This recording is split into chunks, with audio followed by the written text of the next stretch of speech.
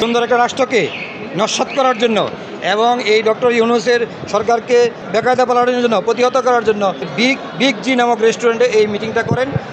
গোয়েন্দা সংস্থারা ওনাদেরকে অ্যারেস্ট করেন এবং বিজ্ঞ আদালতে আজকে 7 দিনের রিমান্ড প্রার্থনা করেন। বিজ্ঞ আদালত শুনে 5 দিনের রিমান্ড মঞ্জুর করেন আর আদনানের 7 দিনের রিমান্ড মঞ্জুর করেন। আসামিরা কাঠগড়ে এসে অনেক কিছু বলে, তারা ভয়ে বলে, অনুশোচনায় বলে, অনেক কিছু বলে, মিথ্যা তথ্যও দেয়। কিন্তু আজকে যে রিমান্ডের কথা বলছেন, আজকে স্বৈরাচারী যে রিমান্ড হইতো, এই রিমান্ড আজ হয় না। এইটা রিমান্ড নিয়ে ওনাদেরকে সুন্দর এবং যে উদ্ধার হয়েছে, যেগুলো উদ্ধার মিশনারি উদ্ধার হয়েছে, আলামত উদ্ধার হয়েছে, এগুলো দেখিয়ে ওনাদেরকে কী ঘটনা ঘটেছিল, কারা জড়িত ছিল, কেন ঘটেছিল, মাস্টারমাইন্ড কারা, কোন দেশের এজেন্সি তাদেরকে অর্থ যোগান দিয়েছে, এই তথ্য জানার জন্য আয়ুষ সাহেব প্রার্থনা করেছেন। বিজ্ঞ আদালতের সতর্কতার সহিত বলেছেন যে সতর্কতার সহিত ওনাদেরকে 5 দিন আর একজনকে 7 দিনের রিমান্ড মঞ্জুর করে।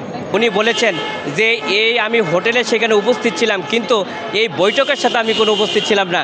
এবং একটা হোটেলে আপনারা জানেন যে সেখানে বিভিন্ন হোটেলে বিভিন্ন ফ্লোর থাকে, এই হোটেলে সেখানে বিভিন্ন পারিবারিক অনুষ্ঠানে, উনি একটা পারিবারিক অনুষ্ঠানে সেখানে গিয়েছিলেন, উনি সেটা বলেছিলেন।